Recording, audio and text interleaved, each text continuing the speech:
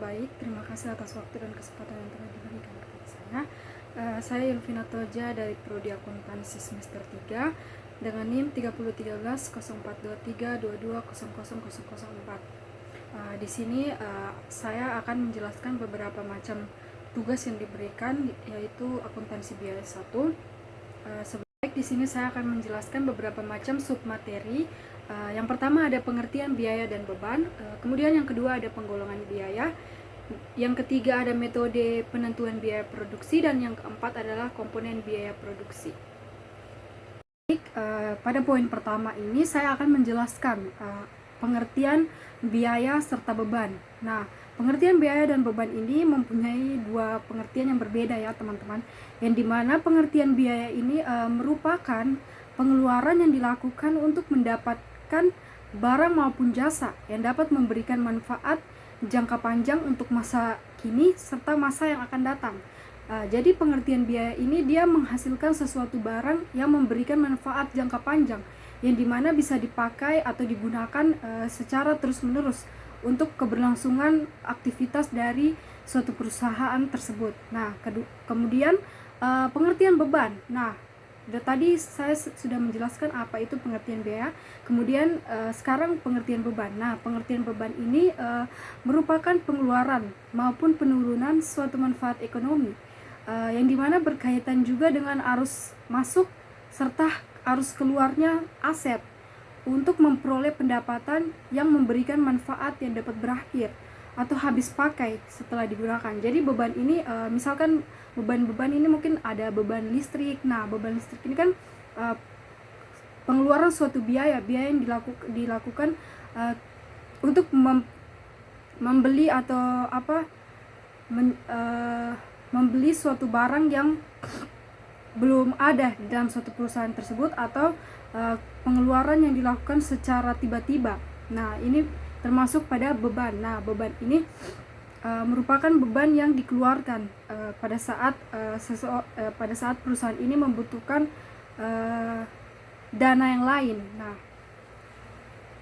berikutnya yang kedua ada yang namanya penggolongan biaya. Nah, pertama kita masuk kepada biaya.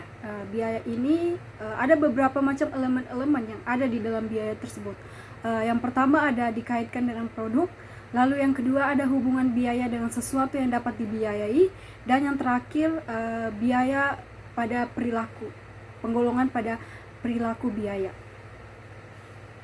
Sebelum itu kita akan simak dulu satu-satu yang dimana apa sih biaya ini dapat digolongkan atau dikaitkan dengan produk.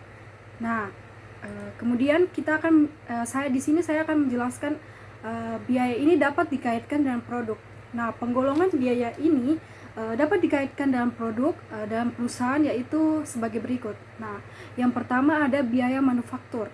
Nah, biaya manufaktur ini maksudnya di sini adalah biaya yang dimana dikeluarkan yang seringkali berkaitan dengan proses terjadinya produksi berupa barang maupun jasa yang dapat dilakukan untuk memperoleh barang jadi. Nah, terus yang kedua ada biaya komersial. Nah, biaya komersial ini adalah biaya yang tidak berhubungan. Dia tidak berhubungan secara langsung dengan kegiatan produksi, dan muncul setelah kegiatan produksi ini berakhir, yang dimana akhirnya menghasilkan barang jadi. Jadi biaya komersial ini biaya yang tidak berhubungan secara langsung. Jadi kemungkinan saja biaya-biaya komersial ini termasuk biaya listrik atau biaya-biaya yang tiba-tiba perusahaan itu memerlukan.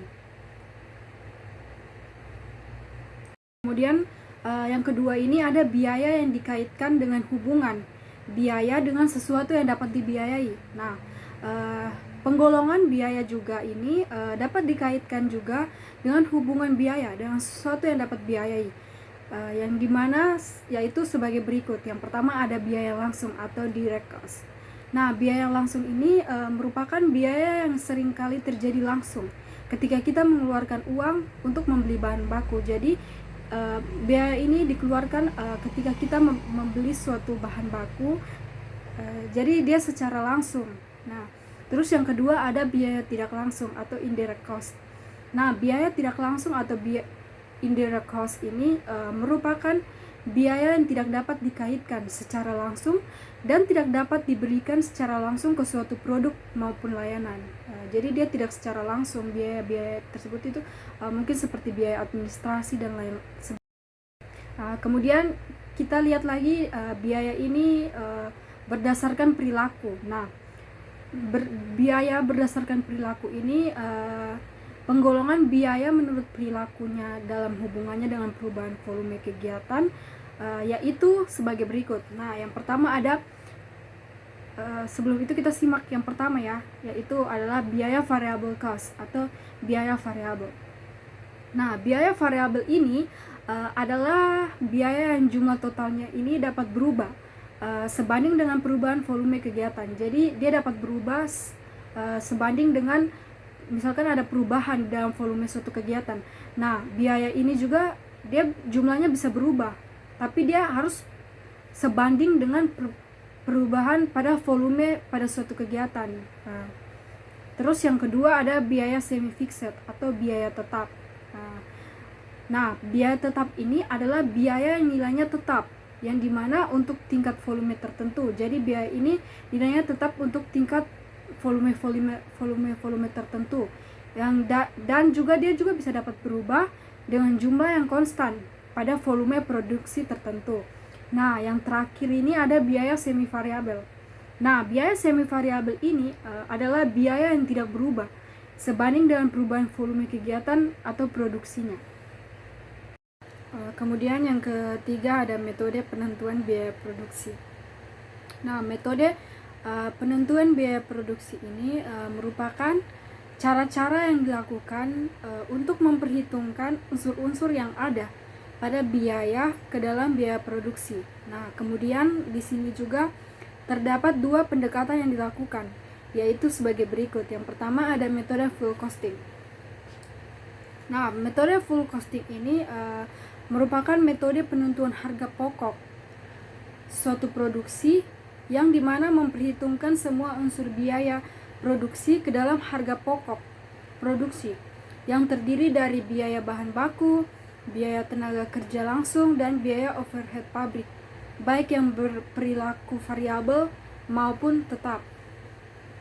Nah, yang kemudian poin kedua ada metode variable costing. Nah, metode variable costing ini adalah metode penentuan suatu harga pokok produksi yang dimana hanya memperhitungkan biaya-biaya produksi variabel saja, yang dimana biaya produksi variabel ini seringkali diperhitungkan adalah biaya bahan baku, biaya tenaga kerja, biaya tenaga kerja langsung, dan biaya overhead pabrik variabel. Di sini ada beberapa contoh dari metode penentuan biaya produksi pada full costing. Ada beberapa di sini. Kemudian ada metode penentuan biaya produksi, yaitu variable costing. Yang dimana ada biaya bahan baku, biaya tenaga kerja langsung, biaya overhead pabrik variabel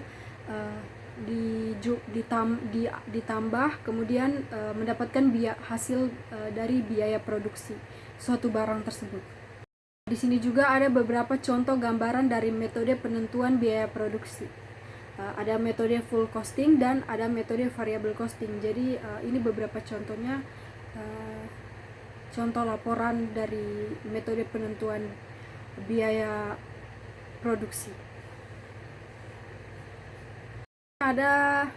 Nah, kemudian di sini poin terakhir ada komponen dari biaya produksi. Nah, seperti yang kita tahu dan kita ingin tahu juga, komponen biaya produksi ini apa-apa saja sih? Nah, akan dijelaskan pada beberapa komponen-komponen. Ada beberapa komponen-komponen di dalam memproduksikan suatu barang. Nah, yang pertama ada biaya dari bahan baku.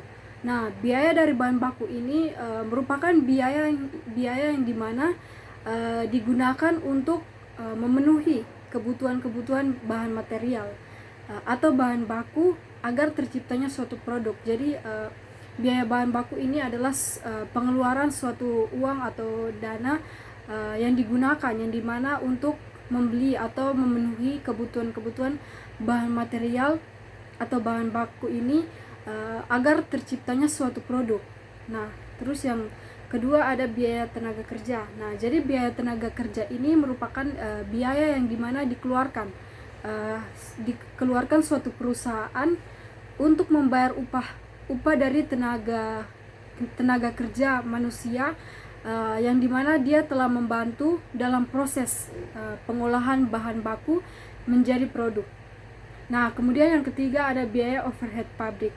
Nah, biaya overhead pabrik ini merupakan biaya yang dimana dikeluarkan perusahaan untuk memenuhi kebutuhan-kebutuhan manufakturnya, seperti mungkin biaya listrik dan biaya perawatan mesin pabrik. Jadi biaya overhead pabrik ini biaya yang dikeluarkan secara tiba-tiba ya. Mungkin perusahaan ini membutuhkan suatu biaya ketika mungkin mengerjakan sesuatu, jadi dia secara tiba-tiba biaya ini dikeluarkan. Jadi untuk keperluan yang tiba-tiba saja atau mendadak saja. Nah, baik, sekian dari saya, terima kasih.